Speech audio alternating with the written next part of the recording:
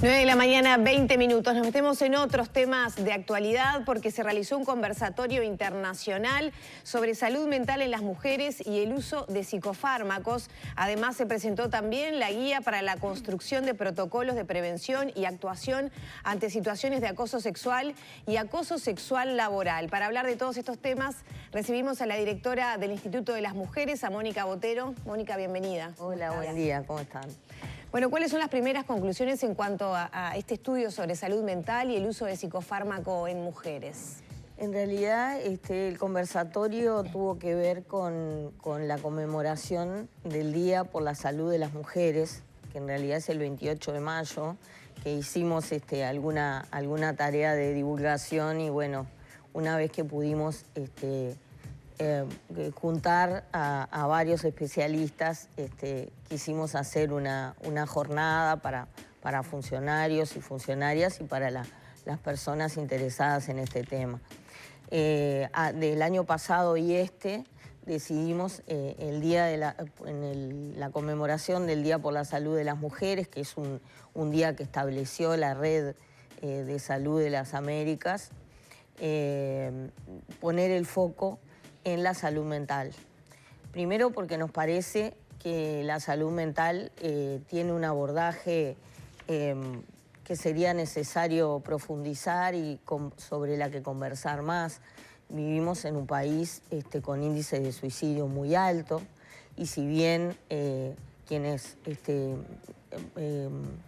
terminan de concretar los suicidios son más hombres que mujeres, los intentos de autoeliminación están en un nivel parecido y hay especificidades respecto a ese tema. Por otro lado, hay también especificidades, no tan específicas, porque estamos hablando de la mitad de la población del Uruguay, tiene los problemas de salud mental son particulares, digamos. Las mujeres solemos consumir básicamente psicofármacos para calmar. ¿Eso asusta realmente la diferencia entre hombres y mujeres en cuanto a ese consumo? Sí, es aproximadamente el doble, quizás un poco más, porque la encuesta que hizo la Secretaría Nacional de Drogas tiene que ver con, se le pregunta a las personas el consumo que tienen de psicofármacos que está fuera de la receta, que no fue recetado por un médico, o que si fue recetado, a los que lo siguen tomando después de determinado periodo. Y aún con la receta es altísimo. Claro, claro. En general, lo que se consume es tranquilizantes. Digamos, las mujeres nos queremos tranquilizar. También hay más consumo a medida que aumenta la edad. Que aumenta la edad.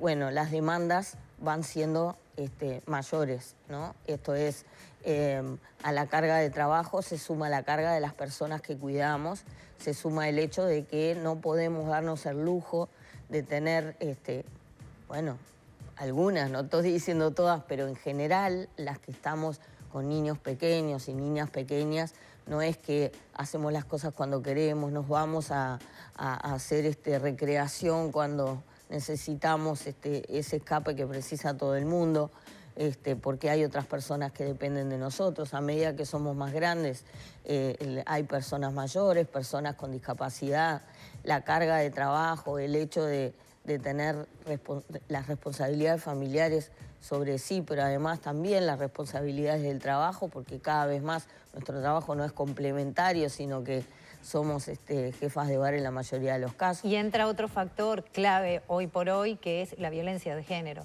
que ante la violencia de género también se dan más este tipo de situaciones. Sí, por supuesto, ni hablar. La violencia de género, según la segunda encuesta de prevalencia, que es nuestra, casi 8, 7 y poco de cada 10 mujeres sufrió violencia de género en algún momento de su vida y 1 de cada 5 en los últimos 12 meses. Eso implica una incidencia que alcanza a más de 1 millón de mujeres.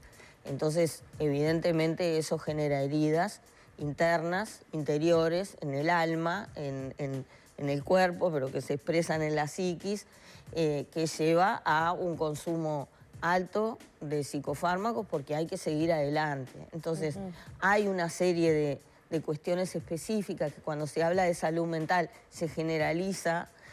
Nos dicen, bueno, pero ¿por qué siempre la especificidad de las mujeres? Porque tenemos una experiencia distinta de vida, porque tenemos unas circunstancias distintas y porque cuando se piensan las políticas públicas, muchas veces se piensa en una generalidad que termina siendo... las generalidades de los hombres, ¿no? Claro, una generalidad masculina, claro. Porque son quienes han solido estudiar estos temas y sobre quienes se han hecho la mayoría de los estudios. Entonces, tenemos que asumir que somos distintos desde biológicamente hasta por nuestras experiencias de vida que llevan a ese tipo de situaciones. Y cuando vamos a formular una política vinculada al consumo excesivo de psicofármacos, de drogas, de otro tipo de drogas, cuando vamos a formular políticas públicas de salud, es muy importante tener presente esas diferencias. Y justamente me quedo pensando en eso. Hay vigente una ley de salud mental, mucho se habla, pero es como que uno tiene la percepción de que no se termina de avanzar. Todo esto, además, catalizado por la emergencia sanitaria, que trajo muchas consecuencias mentales. ¿Qué falta para lograr esa atención específica que necesita lo específico de la situación? Bueno, es evidente que el sistema de salud estuvo muy exigido en estos 2 años y que el foco se puso en evitar muertes, en vacunar a la gente, en salvarle la vida. Entonces, evidentemente, sabemos que si bien no se desatendieron otros aspectos, hay un tema cultural, así como los temas de género tienen que ver con nuestras construcciones culturales, la salud mental evidentemente también. Yo no puedo evitar mis 15 años de periodista de salud, donde investigué sobre muchos temas vinculados a la salud mental y realmente creo que la Biblia en esto y en cómo nos construimos internamente los uruguayos ha sido Medicina y Sociedad en el Uruguay del 900 del maestro Barrán, donde ahí se explica cuál es el lugar que ha tenido la salud mental y particularmente vinculado a las mujeres en el Uruguay. Ahí está, eso te quería preguntar, específicamente para las mujeres, ¿le ha dado la espalda a todo el desarrollo de la salud mental en nuestro país? Bueno, yo no diría tanto, pero sí puedo pensar que la salud mental ha sido, por ejemplo, una forma de consolidar determinadas ideas sobre cuál debe ser el rol de las mujeres y qué es lo que está bien. La salud mental tiene un poder de control social muy importante. Lo que decía Barrán, en un país laico, muchas veces es la medicina la que ordena los valores sociales y morales. En el año 40, todavía una mujer que no mostraba interés en hacer las tareas de la casa era internada, ¿no? En el Vilar de Bo, en otros, para ver a ver ¿qué le pasa? Sí, que no podía cumplir con para ordenarla un poco porque evidentemente no estaba... Bueno, y todo lo vinculado a la sexualidad que también de las mujeres y de los varones se ordenaba, se disciplinaba a través de la salud mental. Mónica, entonces hay mucho de ideológico en esto y me parece que lo más importante que hay de ideológico es el hablar del propio tema de la salud mental. El suicidio en este país sigue siendo tabú y la gente se sigue matando. Es un mito que no se puede hablar de eso. Ir a pedir ayuda psicológica, psiquiátrica, es algo que todavía cuesta decir, que cuesta pedir. Vas al gastroenterólogo y está todo bien, pero vas al psiquiatra no es lo mismo. Y ayer decía el doctor Porciúncula, director de salud mental, de salud pública, un gran psiquiatra reconocido, una de las cosas que decía es que una investigación sobre los 10 medicamentos más consumidos en Uruguay, el primero es el omeprazol, ¿no? Entonces, él dice, sí, no es un psicofármaco, pero es el medicamento que uno toma cuando tiene estrés, porque eso incide en el aparato digestivo y entonces, como consecuencia del estrés. Entonces, es un psicofármaco, no en el sentido químico del término, pero sí para qué uno lo está tomando. Entonces, me parece importante que hablemos, que desmitifiquemos el tema de salud mental, que las mujeres no suframos en silencio, que pidamos ayuda, que una mujer con una salud mental fuerte, o por lo menos bien manejada y correctamente apoyada, va a derramar en las personas que están a su cargo, a su cuidado, a su alrededor,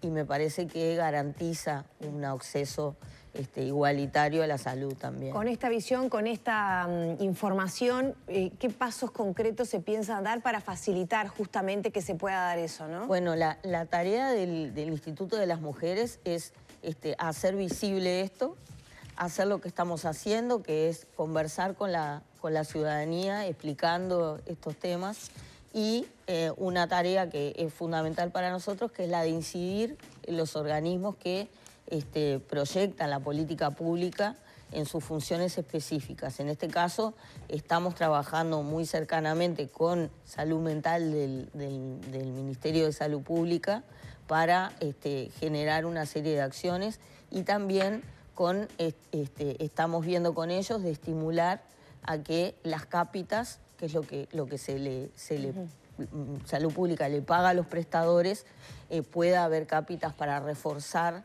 los comités de salud mental de los prestadores.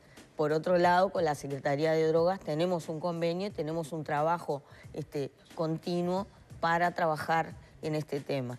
Sobre todo para preparar funcionarios y funcionarias públicas que trabajan en estos temas para que entiendan estos abordajes diferentes, ¿no? En la forma en que te reciben, en la forma en que manejan tu problemática, por ejemplo, en un centro de tratamiento de drogas, pero también en los hospitales, pero también en los centros de salud mental, pero también en los centros de prestación de salud.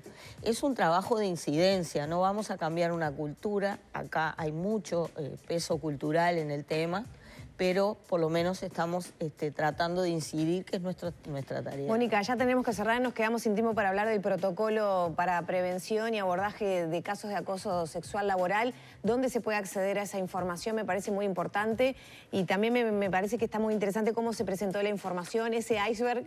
Para mí estuvo buenísimo verlo, y cómo, por ejemplo, se vincula el micromachismo con otras situaciones que pueden verse más exponencialmente de violencia. Nosotros lo que presentamos estos días fue una guía para el sistema cooperativo. ¿Por qué? Se supone que aproximadamente una de cada 3 personas en Uruguay está vinculada de alguna forma a alguna cooperativa. Entonces, lo que presentamos fue una guía que viene de un trabajo que ya lleva como 3 años con el Instituto Nacional de Cooperativismo, donde nosotros asesoramos sobre cómo debería ser el protocolo de las cooperativas para generar un ambiente sano de trabajo, de interacción. En las cooperativas, ustedes saben que por la distinta naturaleza pueden ser cooperativas de vivienda, pueden ser cooperativas comerciales, de trabajo. Hay una interacción humana de distintos tipos, tanto de trabajo, de convivencia más política, porque en las cooperativas se hace mucha política, porque evidentemente tienen que organizarse en autoridades, ahí hay poco acceso de las mujeres. Por lo tanto, desde donde se genera la política hacia un sistema cooperativo no está el punto de vista de las mujeres, que a su vez son las que aportan, por ejemplo, en las cooperativas de vivienda el 70% del trabajo, y que antes era computado, lo decía Alicia Maneiro del Instituto del Cooperativismo, 30 horas de trabajo de una mujer se computaban como 10 hasta hace pocos años. ¿Por qué? Porque el trabajo que hacían las mujeres era considerado trabajo de menos especializado. Todo eso que es tan ideológico, que es tan subjetivo de valorar, eso ha cambiado. Pero entonces hay todo un proceso de cambio, y cuando hay interacción de este tipo entre hombres y mujeres, donde está involucrado el trabajo, en el caso del cooperativismo es la familia, porque hay temas de convivencia. Cuando hicimos un estudio con ellos, lo que se recogió es que la principal preocupación en materia de género es las situaciones de violencia y de acoso dentro de las cooperativas. Entonces, nuestra manera de ayudar fue, bueno, los asesoramos sobre cómo hacer un protocolo. Y un protocolo que le diga al cooperativista y a la cooperativista, miren, si hay situaciones de acoso, usted tiene que hacer esto, que es plantearlo con confidencialidad, una persona que tiene que ser referente, y esa persona tiene que dar garantías de que se va a hacer una investigación seria y confidencial, tanto para la persona que plantea la queja como para la persona a la que alcanza esa queja. Bien. Y bueno, y que se va a hacer determinado procedimiento. Todo eso tiene que estar establecido para que todo el mundo sepa qué puede suceder. Y bueno, eso es lo que hicimos y estamos haciendo con el sistema cooperativo y también con otros organismos que tienen especificidades muy diferentes. Asesoramos a AFE y al SODRE, por ejemplo. Entonces, ellos deben darse los protocolos de acuerdo a la tarea que hacen. Bien. Pero nosotros ya tenemos una expertise, generamos la ley de acoso y sabemos más o menos por dónde dar las orientaciones. Mónica, muchas gracias por estos minutos. Gracias a gracias. ustedes.